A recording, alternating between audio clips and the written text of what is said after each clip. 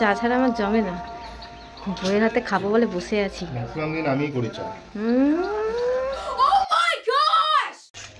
তোমাদের দাদা ভাই বলছিল কি খাবে না, আবার দেখো আমি মানে হাতের থেকে দিতে পারছি না, ছোবল মারছে।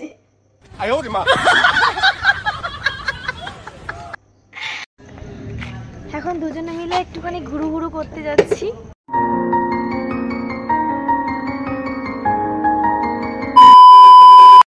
যখন তুমি সফলতার সিঁড়ি দিয়ে ওপরের দিকে উঠতে যাবে, দেখবে কিছু মানুষ আছে তোমার পা ধরে না টেনে নামানোর চেষ্টা করবে।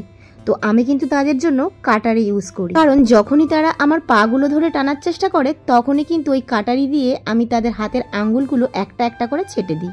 আর তোমাদেরকেও বলছি তোমরাও কিন্তু কাটারি ইউজ করো ঠিক আমার মতন। তবে এই কথা আমি কেন বলছি, এই প্রশ্নটা নিশ্চয়ই তোমাদের মনে জাগছে। আরে এই বিষয়ে কথা আমি তোমাদের সাথে পরে বলছি, তার আগে চলো ইন্ট্রোটা দিয়ে নিই। হেই গাইজ, গুড মর্নিং সবাইকে। কেমন আছো সবাই? আশা করছি অনেক ভালো আছো, অনেক সুস্থ আছো। আর আমরাও অনেক ভালো আছি, অনেক সুস্থ আছি।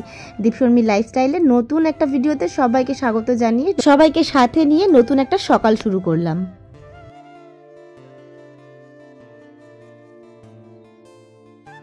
আমার শহর রানাঘাট, আর আমি হচ্ছে রানাঘাটের বউ। আর এই কথাটা নিশ্চয়ই তোমরা আমার যারা রেগুলার ভিউয়ার নিশ্চয়ই তারা সবাই জানো। তো আমাদের রানাঘাটে কিন্তু এখন মোটামুটি ভালোই ঠান্ডা পড়ে গেছে। তো তোমরা কে কোথা থেকে দেখছো আমার ভিডিওটা অবশ্যই কমেন্টে জানিও। আর তোমাদের ওখানে ঠান্ডাটা কীরকম পড়েছে একটুখানি প্লিজ আমায় জানিও। প্রথম জানো তো রানাঘাট শহরটাকে কিন্তু আমার খুব একটা ভালো লাগতো না, যেহেতু আমি ব্যারাকপুরের মেয়ে না, এই দিকটাতে না আমার একটুখানি বোরই লাগতো। মানে যতই হোক ওই দিকের থেকে তো এই দিকটা একটুখানি গ্রাম না, তখন আমার মন কিন্তু অনেকটা খারাপ লাগতো। তবে এখন না আস্তে আস্তে এই শহরটাকে আমি অনেক বেশি ভালোবেসে ফেলেছি।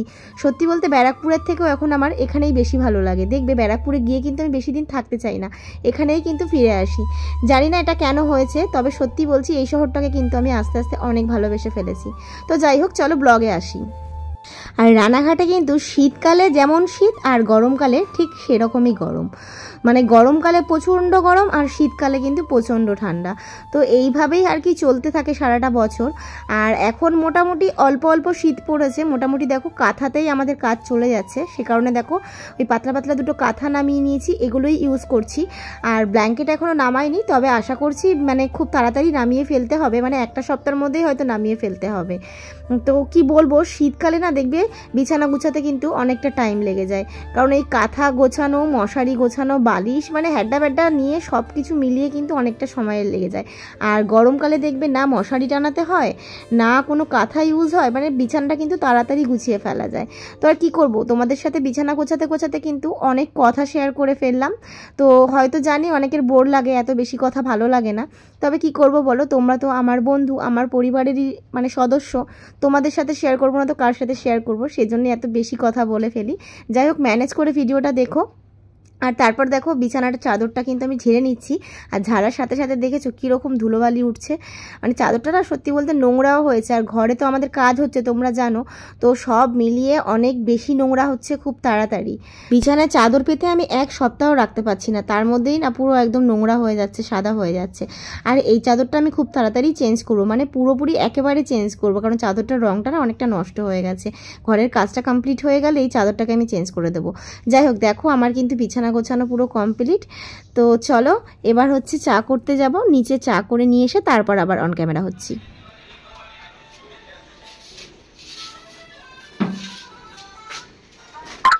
চা কামিং, চা কামিং।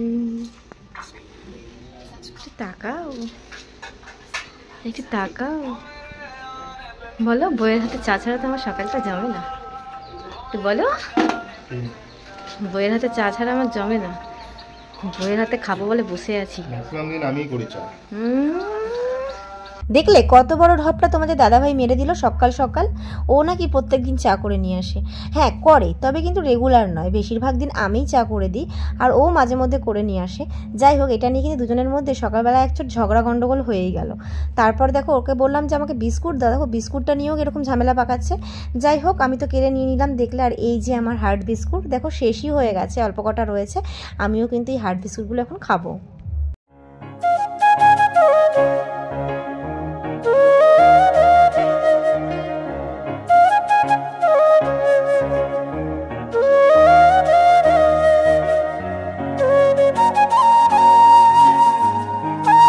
ঘড়িতে এখন সময় বলছে 11:30 কি খুব বেশি হলে 12টা। আর আমি এসেছি কিন্তু এই সময় ছাদে। আর ছাদ থেকে দেখেছো আমাদের পরিবেশটা এখন কত সুন্দর লাগে চারপাশে। এরপর যখন আমাদের ছাদের চারপাশটা বাউন্ডারি দেওয়া হয়ে যাবে, মানে আমাদের প্ল্যান আছে একটু অন্যভাবে বাউন্ডারি করার, তো দেখা যাক কত দূর কী করতে পারি, সবটাই তো তোমাদের সাথে শেয়ার করব।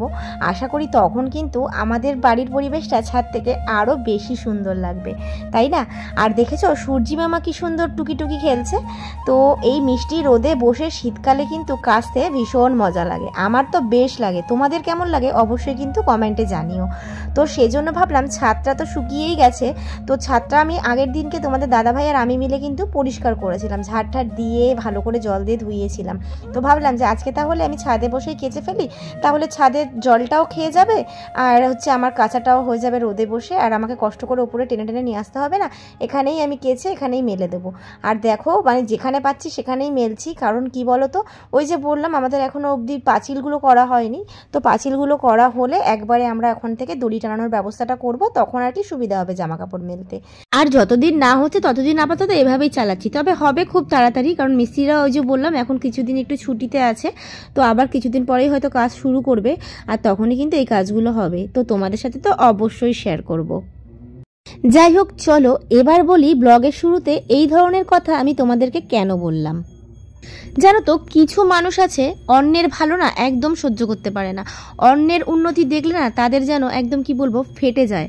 তো আমার সাথেও কিন্তু মানে আমার নয় আমাদের সাথেও কিন্তু এরকমই কিছু ঘটনা ঘটছে রিসেন্টলি। মানে যেহেতু তোমাদের দাদাভাই বাড়িঘর করছে, যে কোনো কিছু তোমাদের দাদাভাই মানে ভালো কিছু করলেই জানো তো তাদের না ভীষণ ফাটে, মানে তারা এত হিংসায় জ্বলে পুড়ে যায়, মানে কি বলবো তাদের বিহেভিয়ার তাদের অ্যাটিটিউড এগুলোতেই না আমরা বুঝতে পারি। তো মানে এমন এমন কমেন্টস করে তারা, মানে এগুলো না সত্যি নেওয়া যায় না, মানে তখন হয়তো মুখের সামনে কিছু উত্তর দিতে পারি না, তবে ভীষণ রাগ হয় জানো তো, যে এরকম ডিমোটিভেট কথাবার্তা তারা যে কেন বলে এটাই বুঝতে পারি না। তো তারা সবসময় চায় যে তাদের থেকে আমরা সবসময় নিচেই থাকি, আর সেজন্যই হয়তো এই ধরনের কথাবার্তা বলে। তবে একটাই কথা বলবো, তোমরা যতই হিংসে জ্বলবে ততই কিন্তু আমাদের উন্নতি হবে। কথায় আছে না তোমার হিংসা আমার জয়, তো আমাদের ক্ষেত্রেও কিন্তু ব্যাপারটা হচ্ছে এটাই। আরে বাবা কেন তোমরা এরকম করো বলো তো, আমি এটাই বুঝতে পারি না। আমি শুধু এটাই ভাবি যে তোমরাও তো কত কিছু করো, তোমাদের দেখে তো আমরা কোনো রিয়াকশন করি না, বরঞ্চ আমরা খুশি হই, তবে আমাদের ভালোতে তোমরা কেন এরকমটা করো আমি এটাই বুঝতে পারি না। আর সব থেকে বড় কথা কি বলো তো, আমাদের যতটুকু হচ্ছে সবটাই কিন্তু সৎ পথে রোজগার করে অনেক কষ্ট করে কিন্তু হচ্ছে, তোমাদের মতন কিন্তু অসৎ পথ বা নোংরা পথে কিন্তু কিছুই হচ্ছে না। সৎ পথে থাকলে জানো তো ভগবান কিন্তু সহায় থাকেন, এই কথাটা জেনে রেখো। তবে এই কথাটা কিন্তু শুধুমাত্র কিছু জনকে আমি বললাম, আমার কিন্তু শুভাকাঙ্ক্ষীদের আমি একদমই বলিনি। তো যাই হোক দেখো স্নান টান করে চলে এসেছি আমরা দুপুরে লাঞ্চ করতে, আর লাঞ্চ কিন্তু এখন আমরা সবাই মিলে একসাথে ঘরেই বসি, মানে মাদের ঘরে। আর আজকে দেখো লাঞ্চে রয়েছে লাল শাক ভাজা, আর তার সাথে রয়েছে চিকেন, আর এখানে রয়েছে শশা কাটা, মানে স্যালাড হিসাবে শশাটা আমাদের ভাতের সাথে প্রত্যেক দিনই আর কি চলে। আর এখানে রয়েছে হচ্ছে লাউ দিয়ে ডাল, আর এপাশে রয়েছে হচ্ছে একটু দই, মানে টক দই, এই টক দইটা দিয়ে আর কি তোমাদের দাদাভাই খাবে একটুখানি রয়েছে তাই। আর আমি যেহেতু ডেইলি লাইফস্টাইল ব্লগার, তো সেজন্য কিন্তু ওই সাজিয়ে গুছিয়ে যে তোমাদেরকে ক্যামেরার সামনে প্রেজেন্ট করব ওইটা কিন্তু করি না, যেরকমভাবে নর্মালি বাড়িতে থাকি সেভাবেই তোমাদের সাথে শেয়ার করি, আর এইভাবেই কিন্তু ছাড়িয়ে ছিটিয়ে আমরা খেতে বসি, সেটাই তোমাদেরকে শেয়ার করলাম।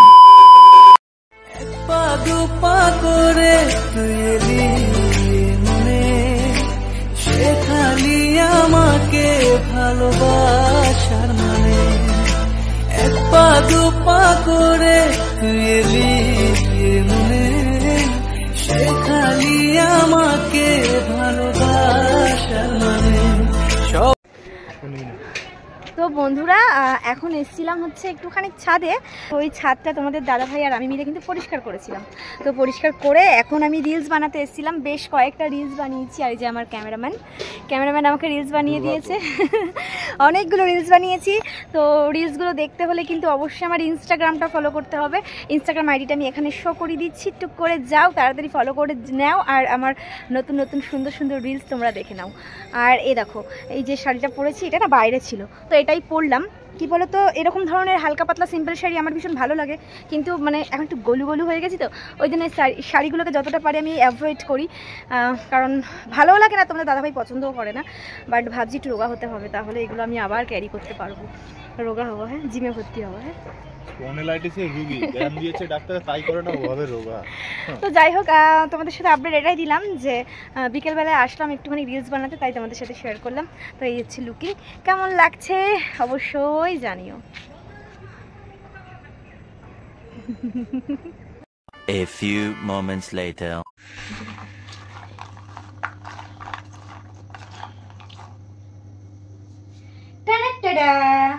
তো এটা হচ্ছে আমাদের ফুড স্যালাড, ফুড নয়, এটা হচ্ছে ভেজিটেবল স্যালাড, কারণ এখানে দিয়েছি শসা, পেঁয়াজ, টমেটো আর ছোলা।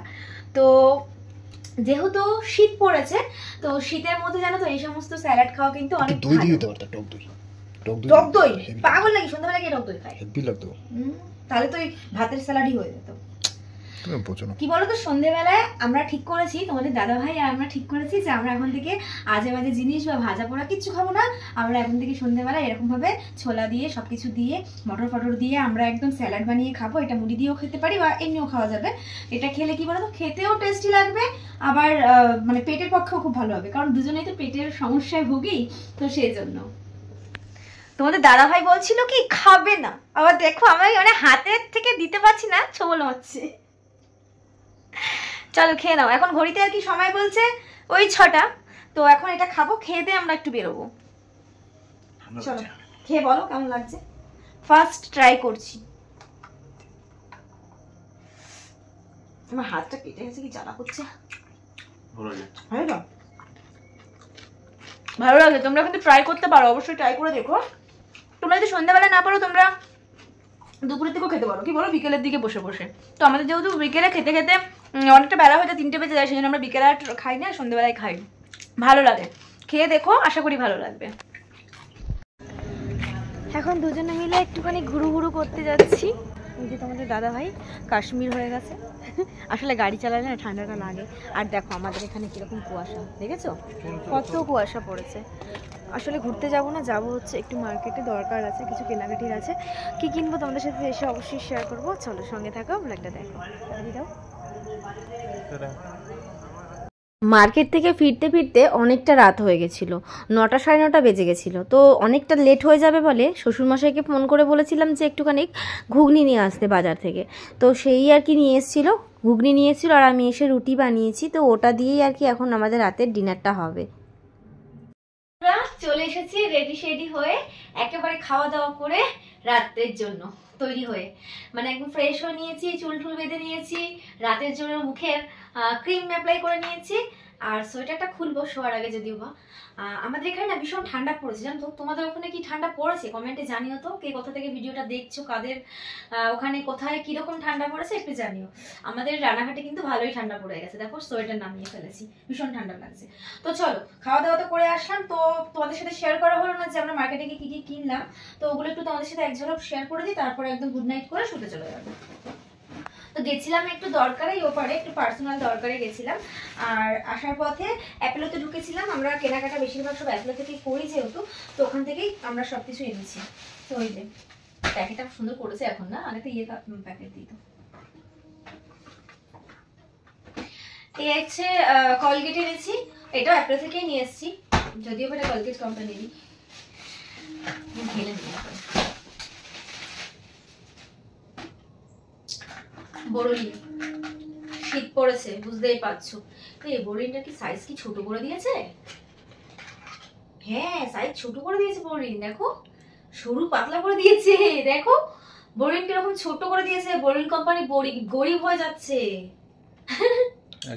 না না তুমি আগেরটার সাথে মেলাও। কি বলতো, শীতে হচ্ছে সব থেকে ভালো স্কিন কেয়ারের জন্য হচ্ছে বড়লিন। বোরোলিনের ওপরে আর কিছু হয় না, যতই ভ্যাসলিন বলো আর ওই বোরো প্লাস বলে, এইসব যে বেরিয়েছে না কোনো কাজে লাগে না। আমি সবসময় বোরোলিনটাই অ্যাপ্লাই করে, দেখো এখন বোরোলিন লাগিয়ে আছি। তো আগেটা শেষ হয়ে গেছেই বলতে গেলে, তাই জন্য বোরোলিন নিয়ে এসেছি। আর এই একটা শীতের ময়েশ্চারাইজার নিয়ে এসেছি, এটাও অ্যাপোলোর, এটা তোমাদের দাদা ভাইয়ের জন্য। আমি সব মাখি না, এসব আউ ফাউ প্রোডাক্ট আমি মাখি না। আর এই যে হচ্ছে বডি ওয়াশ, আর হচ্ছে এটা আর কি দেখাবো বুঝতেই পারছো। আর এ দেখো একটা লজেন্স গিফট দিয়েছে। তো এইগুলোই ছিল হচ্ছে আজকের শপিং। তো শেয়ার করে দিলাম, তাহলে তোমাদের মধ্যে আবার কৌতূহল থাকবে। সবই বাইরেই রাখি, বলো লাগবেই তো, আর প্যাকেটে ঢুকিয়ে কি হবে। লজেন্সটা খাবে? তোমাদের দাদাভাইকে একটা দিয়েছে গিফট, জানো তো খুচরো হচ্ছিল না, ওই জন্য দুজনকে দুটো লজেন্স গিফট দিয়েছে। ওরটা খাওয়া হয়ে গেছে, আমি তারপরে খাবো, কালকে খাবো, পালসগুলোর সাথে রেখে দেবো, ঠিক আছে? তো যাই হোক, চলো ভিডিওটা এখানে শেষ করি। তো ভিডিওটা কেমন লাগলো অবশ্যই কমেন্টে জানিও, ভালো লাগলে অবশ্যই লাইক করো, আর কমেন্ট তো করবি, আর ফ্রেন্ডস ফ্যামিলিদের সঙ্গে প্রচুর শেয়ার করে দিও। তো চলো দেখা হচ্ছে নেক্সট ব্লগে, ততক্ষণ ভালো থেকো, সুস্থ থেকো। চলো, good night, sweet dream, and ta-ta, bye by.